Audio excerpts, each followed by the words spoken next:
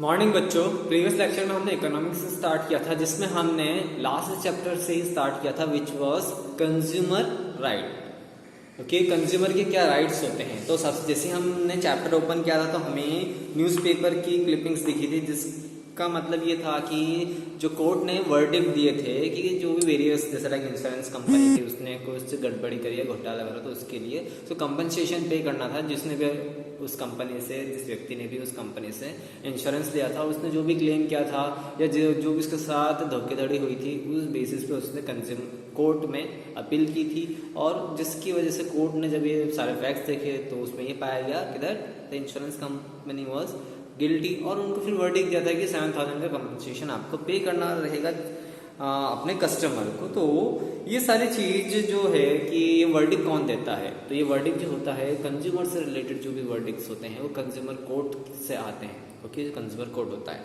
जब भी कोई पर्सन किसी भी कारण से, okay, either it is the buyer और द सेलर, किसी भी कारण से जब उसके साथ कोई फ्रॉडजरी होती है या फ्रॉड होता है, तब वो कहाँ जाता है, कंज्यूमर कोर्ट। कल हम जब हमने चैप्टर स्टार्ट किया था तो consumer in the market place, तो हमने उसमें दो सेक्शन किए थे। पहला सेक्शन ये कि एक ऐसा कंज्यूमर इज द वन जो कि फैक्ट्री प्लेस पे काम करता है या अनऑर्गेनाइज सेक्टर में काम करता है। तो यहाँ पे प्रॉब्लम क्या आती है, एक तो जो भी लेबर होता है उसको कम वेजेस दी जाती है, इसके साथ साथ सेफ्टी प्रिकॉशंस कुछ नहीं रहते हैं। ओके, तो इस वजह से यहाँ पे कहीं ना कहीं उस पर्सन का या उस लेबर का एक्सप्लॉयटेशन हो रहा है, जो कि नियम और रूल्स के अगेंस्ट है। ओके, अब ऐसा है कि एक्सप्लॉयटेशन जहाँ पे लो वेजेस या फिर जहाँ पे उनको उनकी हेल्थ को हार्म है या फिर उनकी लाइफ को हार्म है, ये भी टाइप के एक्सप्लॉयटेशन में आता है। और कहीं ना कहीं इन ऐसे पीपल्स को हमें प्रोटेक्ट करना चाहिए। इसके लिए वेरियस ऑर्गेनाइजेशंस बनी हुई है ताकि जो रूल्स एंड रेगुलेशंस हो वो फॉलो हो, पर इन रियलिटी ऐसा पॉसिबल नहीं है। बहुत सी जगहों पे आज भी ऐसा होता है कि लेबर्स को जो है कम वेजेस में काम करवाया जाता है और सेफ्टी प्रिकॉशंस फैक्ट्रीज में या साइट वर्कर्स को नहीं दिए जाते हैं। Okay, likewise, rules and regulation required for the protection of consumer in marketplace, individual consumer often find themselves in weak position.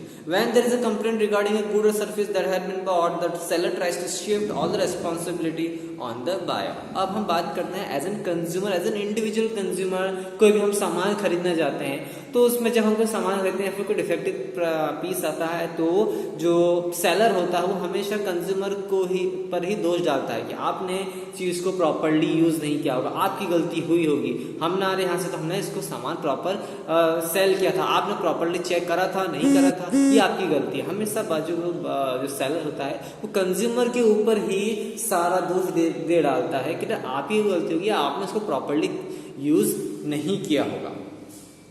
If you don't like what you bought please go elsewhere. और अगर आपको इस जम नहीं रहा है तो ये आपकी गलती है। या फिर कभी कभी हम सामान खरीदते हैं तो उसमें अगर हमें सेटिस्फेक्शन नहीं मिलता किसी प्रोडक्ट में, तो वो हमें अच्छा प्रोडक्ट दिखाने की वजह आपको बोलते हैं हमारे पास तो यही आपको लेना है तो लीजिए, अदरवाइज आप किसी दूसरी शॉप पर चले जाए। As if seller has no responsibility once sale is completed. और कई बार सेलर जो होता है अपनी रिस्पॉन्सिबिलिटी को भूल जाता है कि मैंने अगर सामान भेजा तो मेरी रिस्पॉन्सिबिलिटी पूरी तरीके से खत्म हो गई।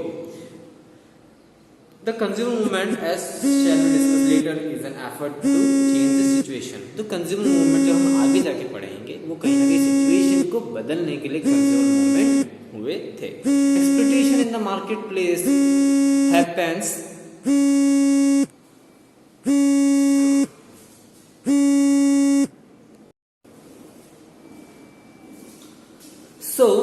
exploitation in the marketplace happens in various ways. For example, sometimes traders indulge in unfair trade practice such as when shopkeepers weigh less than what they should, or when traders add charges that are not mentioned before, or when adulterated defective goods are sold. अब exploitation as a consumer हमारे साथ क्या हो सकता है, या तो कभी शॉपकीपर क्या होता है जो सामान तोलता है तो उसमें कुछ गड़बड़ी कर देता है, उसके जो वेइंग मशीन होती है उसमें कुछ गड़बड़ कर देता है, या फिर कोई डिफेक्टिव पीस सेल कर देता है, या फिर कोई एडिशनल चार्ज ऐड कर देता है जो कि पहले ना बताते हुए बाद में जब प्राइस पे कर रहे हैं तो उस दौरान ही बताता है कि इसका आपको एडिशनल प्राइस देना होगा, और जो कि शायद वो प्राइस हमें पे ना करना हो बट उसको ज़बरदस्ती हमसे पे करवाते हैं। तो इस टाइप के एक्सप्लॉयटेशन हमें मार्केट प्लेसेस में दिखाई देते हैं।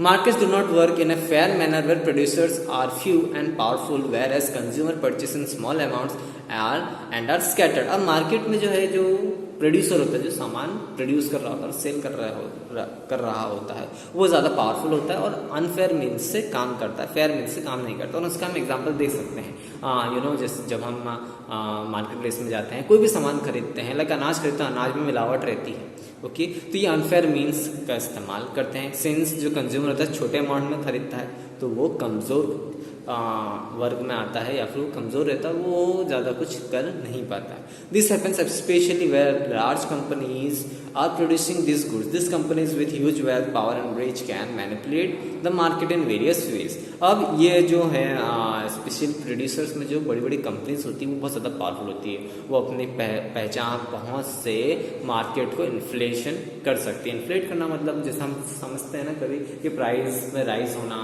अचानक से किसी कमोडिटीज़ का प्राइस बहुत ज़्यादा बढ़ जाना, तो ये बड़ी बड़ी कंपनीज ही करती है, okay. At times false information is passed on through the media and other sources to attract consumer. और कई बार फॉल्स इन्फॉर्मेशन दी जाती है टीवी एड्स में, जिससे कि हम बहुत ज़्यादा जल्दी अट्रैक्ट होते हैं, पर जब हम इन रियल हम शॉप पर जाते हैं तो हमें वहाँ पे उसके कुछ और ही नतीजे दिखते हैं, या फिर उसके साइज़ में छोटी रहती है, या फिर उसमें कुछ एडिशनल चार्जेस जोड़ देते हैं, ओके। तो आपने ऐसे बहुत सारे फॉल्स एड देखेंगे जिसको आप देख के आपको लगता है कि मे बी जो है डील जो है बहुत अच्छी, बट लेकिन जब आप मार्केट में जाते हैं तो उसके अपोजिट ही आपको मिलता है। For example, a company for years sold powder milk for babies all over the world as the most scientific product, claiming this to be better than mother milk. अब यहाँ पर की बुक में एग्जाम्पल दें कि एक मिल्क कंपनी है और जो कि बहुत ही ब्रांडेड मिल्क कंपनी है, जो कि ये बोल रही है अब जो कि पाउडर्ड मिल्क बना रही है और जिसको कि बोल रही है कि बहुत ज़्यादा हेल्दी न्यूट्रिशियस है और साइंटिफिकली ये क्लेम कर रही है कि मदर मिल्क से भी ज़्यादा अच्छा है। So it took years of struggle before the company was forced to accept that it had been making false claim. पर लेकिन इसको सालों साल लग गए थे ये प्रूव करने में कंज्यूमर को, या अदर जो फूड सिक्योरिटी काउंसिल्स होते हैं उनको सालों साल लग गए थे ये प्रूव करने में कि नहीं, आप जो ये अपना मिल्क पाउडर बेच रहे हैं, इसमें आप जो इन्फॉर्मेशन दे रहे हैं वो गलत इन्फॉर्मेशन है।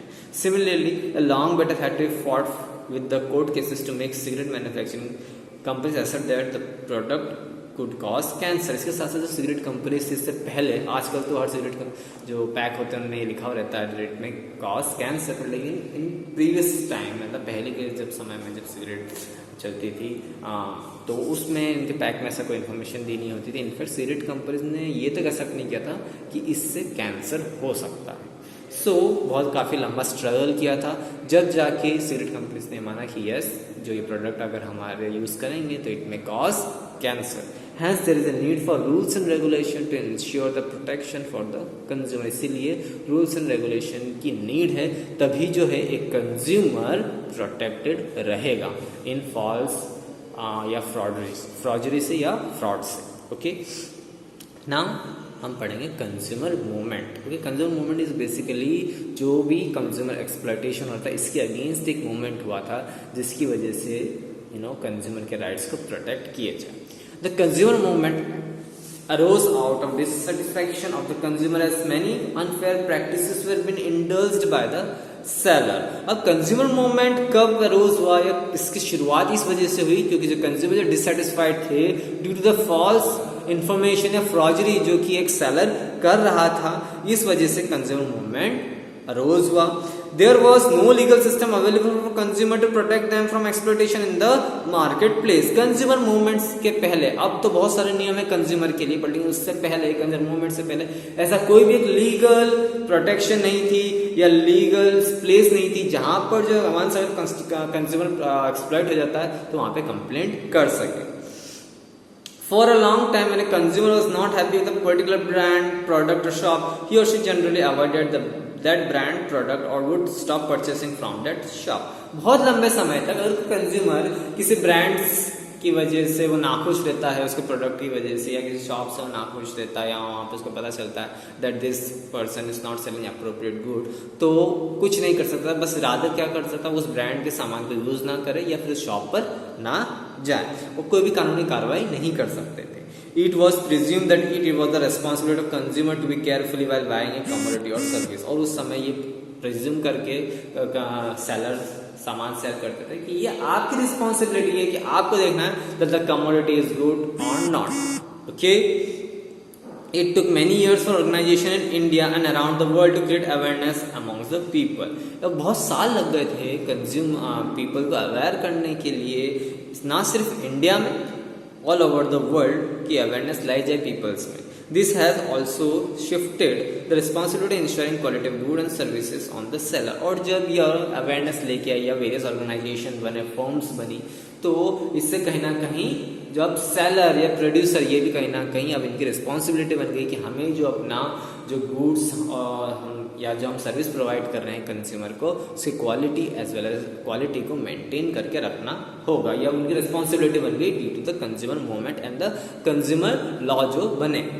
In India, the consumer movement as a social force originated with the necessity of protecting and promoting the interests of the consumer against the unethical and unfair trade practice. अब India में जो consumer movement हुआ वो as a social force की तरह originate हुआ, जिसमें necessity किस चीज पर ध्यान रखा गया कि कंज्यूमर को प्रोटेक्ट करना एज वेल उसको प्रमोट करना कि कंज्यूमर के क्या हक है, उनके क्या इंटरेस्ट रहना चाहिए वाइल परचेसिंग एन आइटम और गुड्स। ओके, और अनएथिकल और अनफेयर ट्रेड मीन्स से कैसे जागरूक रहे। rampant food shortage, hoarding, black marketing, adulteration of food and edible oil gave birth to the consumer movement in an organized form in 1960s. 1960s में पहली बार consumer movement एक organised form में हुआ। कारण क्या था कि जो रैम्पेंट फूड शॉर्टेज, आपने कई बार सुना, अचानक से किसी कमोडिटी से मतलब कोई सब्जी हो सकती है, एडिबल ऑयल हो सकता है, कोई भी प्रोडक्ट अचानक से उसकी शॉर्टेज हो जाना। क्यों की जाती है? ताकि प्राइस को राइज किया जा सके। ओके, गलत होर्डिंग्स लगाना, ओके, फिर बाद में ब्लैक मार्केटिंग करना, ब्लैक में सामान बेचना, ओके, फिर बाद में जो अनाज है उसमें मिलावट और एडल्ट्रेशन जो होता है वो मिलावट को कहते हैं, ओके, और जो एडिबल ऑयल होते हैं उसमें वेरियस चीज़ें मिलाना, ये सब चीज़ों का जब पता चला तो 1960 में कंज्यूमर मूवमेंट एक ऑर्गेनाइज्ड फॉर्म में आगे बढ़ा।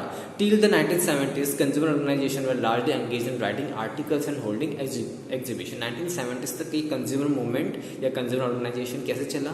ये लोग लार्ज स्केल पे आर्टिकल्स लिखते थे, पब्लिक एग्जीबिशंस करते थे, वहाँ पे पीपल्स को पब्लिकली जागरूक करते थे। दे formed consumer groups to look into they form consumer groups to look into malpractices in ration shops and overcrowding in the road passenger transportation। Okay, अब उन्होंने कंज्यूमर ग्रुप बनाया जिनका काम होता था कि जो राशन शॉप्स में जो गलत प्रैक्टिस होती है, स्पेशली राशन शॉप्स में क्या होता है, थर्ड ग्रेड सामान बेचा जाता है, मिलावट वाला अनाज बेचा जाता था। फिर इसके बाद में जो वजन कांटा होता था, पहले वजन कांटा चलता था तो उसमें कुछ ना कुछ गड़बड़ी कर रखते थे। इसके साथ साथ जो पब्लिक ट्रांसपोर्टेशन होता है उसमें ओवर क्राउडिंग, यानी कि जो उसका लोड है उससे ज़्यादा पैसेंजर्स ने जो भी ट्रांसपोर्टेशन है उसको भर लेना, तो उनको अलग अलग ग्रुप में डिवाइड किया था कंज्यूमर ऑर्गेनाइजेशन ने, जो कि इन प्रॉब्लम्स को देख सकें। Okay, more recently India witness an upsurge in the number of consumer group. अब रिसेंटली आगे इन प्रीवियस ईयर्स इंडिया में वेरियस कंज्यूमर ग्रुप बनना स्टार्ट हो गए and they are aware of, in fact now we are also aware, most of the जो consumer होते हैं they are aware of this consumer law. Okay, because of this all effort the movement succeeded in bringing pressures on business firm as well as government to correct business conduct which may be unfair and against the interest of the consumer at large scale। अब due to this consumer organization, consumer movement, ना ही केवल businessman as well as government को भी aware होना पड़ा।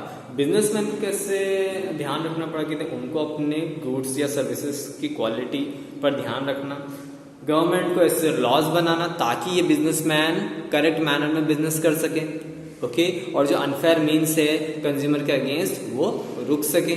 ए major step in 1986 by the Indian government was the enactment of the Consumer Protection Act 1986, और इसी में एक मेजर स्टेप तब लिया गया जब इंडियन गवर्नमेंट ने कंज्यूमर के जो एक्सप्लॉयटेशन हो रहे थे उनके अगेंस्ट एक लॉ बनाया गया which is known as consumer protection act 1986, जिसको कि कोपरा COPRA से भी जाना जाता है। ओके, अब आपकी बुक में कंज्यूमर इंटरनेशनल नाम का एक टॉपिक है, बहुत छोटा टॉपिक है, इसको पढ़ लेते हैं, इसके बारे में जानते हैं क्या है ये कंज्यूमर इंटरनेशनल यानी globally. Okay, in 1985 United nation adopted the UN guideline for consumer protection. 1985 में ही यूनाइटेड नेशंस ने एक कंज्यूमर प्रोटेक्शन गाइडलाइन अडॉप्ट की थी। Okay, this was a tool for nation to adopt measures for the protection of consumer and for consumer advocacy groups to press the government to do so. अब ये एक type की एक ऐसी advisory थी जहां पे सारे नेशंस को ऐसे मेजर्स को अडॉप्ट करना पड़ेगा जिससे कंज्यूमर के साथ जो अनफेयर मीन्स हो रहा है वो रुक सके। और इसके लिए उन्होंने ये क्या कहा था, जो वेरियस सोशल ग्रुप्स थे उनको इस बात की वो दिया था कि आप अपने जो गवर्नमेंट है, जिस भी नेशन में आपकी गवर्नेंस है, उनको उसको बार बार उन पर फोर्स किया जाए कि ऐसा कंज्यूमर एक्ट बनाया जाए। At the international level this has become the foundation for consumer movement. As an international level ये कहीं ना कहीं नींव बन गया कि कंज्यूमर मूवमेंट जो है वो और अदर नेशंस में कैसे डेवलप हो पाए। Today consumer international has become an umbrella body to over 220 member organisation for over 115 countries. आज के दौर में एक कंज्यूमर इंटरनेशनल एक टाइप का एक बॉडी, एक अम्ब्रेलन बॉडी बन गई जिसके अंडर में कम से कम 220 मेंबर ऑर्गेनाइजेशन है ओवर 115 कंट्रीज के।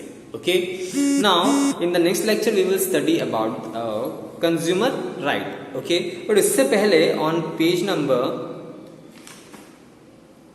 78 you can see the image of consumer forum, जो कि दिल्ली का हेड ऑफिस है, जहां पर कंज्यूमर फोरम है, जहां पर इन केस आपकी किसी भी टाइप की फ्रॉडरी होती है या आपके साथ किसी भी टाइप का अनफेयर मीन्स से आपका सामान सेल कर दिया जाता है, जो तो आप इन कंज्यूमर फोरम्स में जा सकते हैं। हर एक डिस्ट्रिक्ट में कंज्यूमर फोरम होता है, वहां पे आप कंप्लेंट डाल सकते हैं और अपना कंपनसेशन आप मांग सकते हैं। इनके पास अलग अलग लेवल होते हैं। अगर 20 लाख तक का आपका अगर आपके साथ फ्रॉडरी हुई है तो आपको डिस्ट्रिक्ट लेवल में जाना पड़ेगा। 20 लाख से 50 लाख के बीच में या 70 लाख के बीच में अगर आपके साथ फ्रॉडरी हुई है तो आप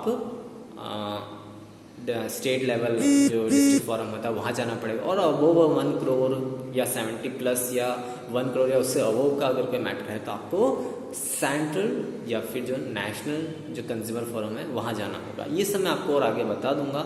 ओके, कल जब हम पढ़ेंगे तो उसमें हम ये पढ़ेंगे consumer rights. Okay, what are our as a consumer, हमारे बहुत सारे राइट्स होते हैं जो कि हमें मोस्ट ऑफ अस हमें पता ही नहीं होते हैं। ओके, तो उनके बारे में हम पढ़ेंगे। ओके, आज के लिए इतना ही। Thank you.